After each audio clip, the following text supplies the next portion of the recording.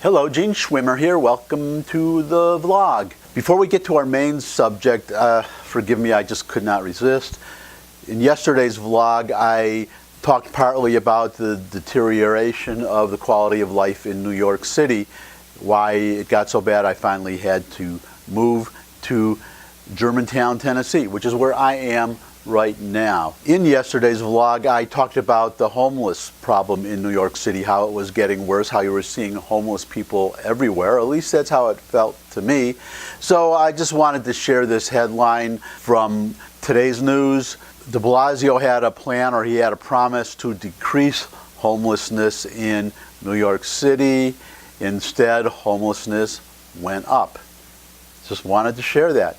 It just further justifies my decision to move. That's it for yesterday. Now on to today. I want to talk today about the Barr testimony, the Attorney General's testimony today in front of the Senate Judiciary Committee. As I've said in the past, I'm a working real estate broker. Maybe the day will come when I could be a full-time vlogger, which I would love.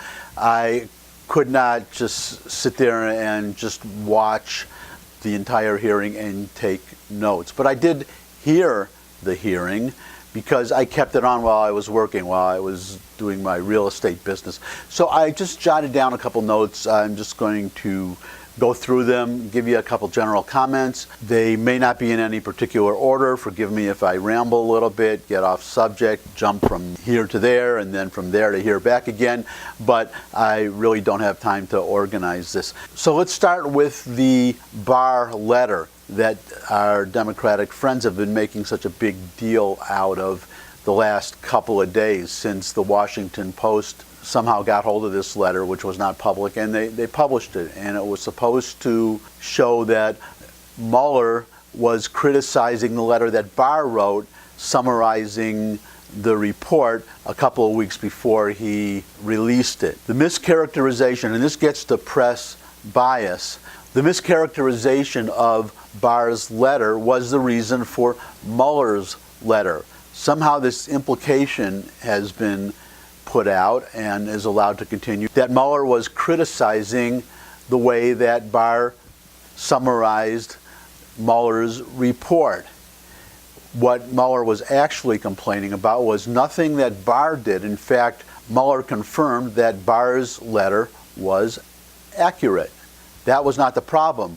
His problem was with the way the media was reporting on, I should put that in quotes, reporting on, because actually what they were doing was they were spinning, making it seem as if Mueller was criticizing Barr's letter when he was actually criticizing the media's coverage of that letter. Now, to go to something else that was mischaracterized that came out in the hearing. That was the supposed Trump order to McGahn to fire Mueller. This is another report of the media that was false. As Barr explained, and is in the Mueller report itself, so people can read it, Trump, well, number one, he knew he had committed no crime. There was no collusion. That's the one thing that the report definitely establishes. Trump was concerned, or he expressed the concern, that Mueller had a conflict. So he instructed, or he told, or he asked McGahn to go to Rosenstein and tell him that Trump thought that Mueller had a conflict of interest, and to tell Rosenstein that Trump thought that Mueller should be fired. Now, he did not order him to fire him, and it's important to understand, as Barr testified, if Mueller had in fact been fired, there would have just been another special counsel appointed. So no investigation would have been stopped. So that's one reason why Barr found that, and Mueller in fact found, it's in the report, that there was no basis for an indictment. What is also important is that Trump instructed, ordered, however you want to put it, McGahn to relay Trump's concern about a conflict of interest on the part of Mueller to Rosenstein, but this is the important part. He specifically left it up to Rosenstein to decide, A, whether there was a conflict of interest, and then B, whether to in fact fire Mueller. Trump never ordered the firing of Mueller. He left it up to Rosenstein to decide that. Another important fact to get out there, actually, if you have a chance to go back and listen to a tape, listen to Ted Cruz, because he summed it up perfectly. There was no motive for Barr to be misleading because the whole report was going to come out anyways, except with grand jury redactions and other redactions that Mueller himself agreed to, and that the Justice Department, working with Mueller and vice versa, agreed to. So there was no attempt to mislead there. The report would be coming out anyway. So whatever Barr would put in the letter, if he was misleading, it would be revealed because the whole report was about to come out. That is, in fact, what happened. The report came out, and it's important to remember that who decided that the report should come out.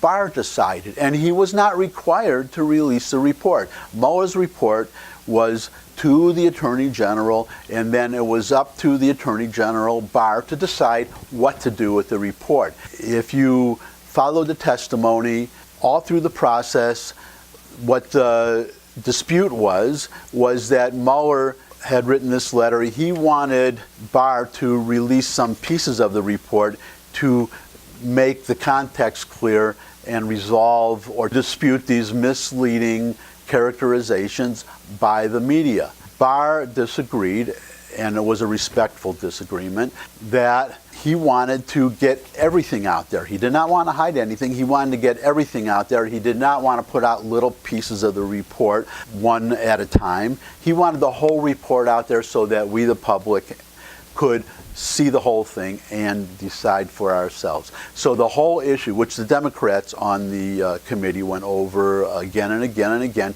was this 2-week delay, that by issuing that letter and then waiting 2 weeks to issue the actual report, which is the time that it took because of the need to make these redactions. And that was another point that Barr brought up, that he had earlier asked Mueller to provide with the report suggested redactions to speed the process. Mueller did not do that. So they had to go through the whole report and determine these redactions, make the redactions, and then issue the report. So it took a couple of weeks.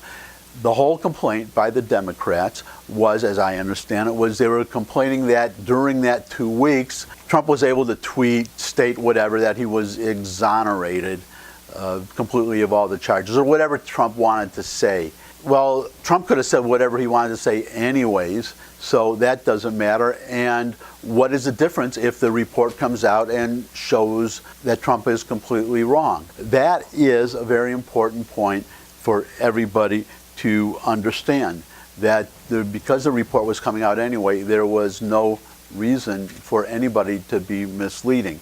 Now, to me, the most important statement that anybody made, Barr made the statement, but the most important statement that anybody made in this hearing today was stop using the criminal justice system as a political weapon, which is exactly what the Democrats are doing. He said it's not his job as the Attorney General to exonerate anybody. It's to indict or not to indict, and that's the end of it.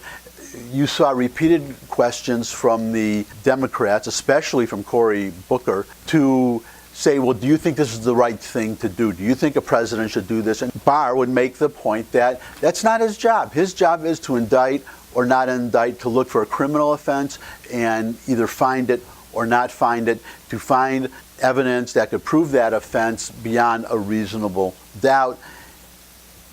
The report did not find that. So let's get to the bottom line of what this whole, I'll call it a charade. That's what it is at this point because of the Democrats' refusal to move on. And it's exactly what Barr said. They're using the criminal justice system as a weapon. When you get right down to it, bottom line, end of the day, The Democrats simply cannot accept, well, you get to the real bottom line, they cannot accept that Donald Trump was elected President of the United States without colluding with anybody. He beat Hillary Clinton fair and square. And I would just add that they don't want to admit that they got a lot of help from Hillary Clinton herself, simply by being Hillary Clinton and being the corrupt person that she is. Aside from being wrong on all the issues, that's just icing on the cake. They cannot accept that. They were beating this horse for 2 years of how the walls were closing in on Trump. They were lionizing Mueller, and then this report comes out. It does not give them what they want, and they're refusing to accept the results. They're refusing to believe it. That's what this is all about. They're still trying to drive Donald Trump out of office, and if they can't do that, they want the rest of us to hate Donald Trump as much as they do. As much as people might disagree with Trump, as much as some people may hate him, he is the President of the United States. The Democrats have to accept it, and they have to move on. I think their refusal to move on endangers them. But it's not my job to tell them what to do. And if what they're doing is going to help re-elect Donald Trump, then I say full speed ahead. That's it for today. I hope to see you all. Oh, I saw a YouTube video about how to get more views and get people to watch, and they said get right to the point in the beginning, don't ask for thumbs up and sharing and stuff like that. So I saved it to the end. I saved the best part to the end. Well, no, the best part is that you're going to get to see me again, hopefully very soon. But if you could, now, if you like this video, do the thumbs up and share the video. I would love to hear your comments. If you want me to talk about some specific topic, I would love to hear your suggestions. That's all for today. Bye.